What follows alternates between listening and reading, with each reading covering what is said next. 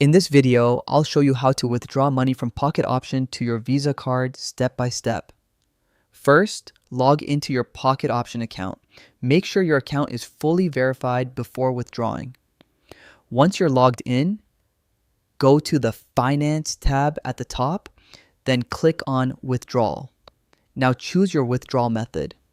For this video, we're selecting Visa MasterCard as our destination. Enter the amount you want to withdraw. Then fill in your Visa card details, double check everything to avoid delays. Once done, click Confirm. You may receive an email or in-app notification confirming your withdrawal request. Withdrawals to Visa typically take 1 to 3 business days depending on your bank. You can track your request in the Withdrawal History section. If Visa isn't available or fails, you can try alternatives like Skrill, crypto, or bank transfer for faster access to your funds.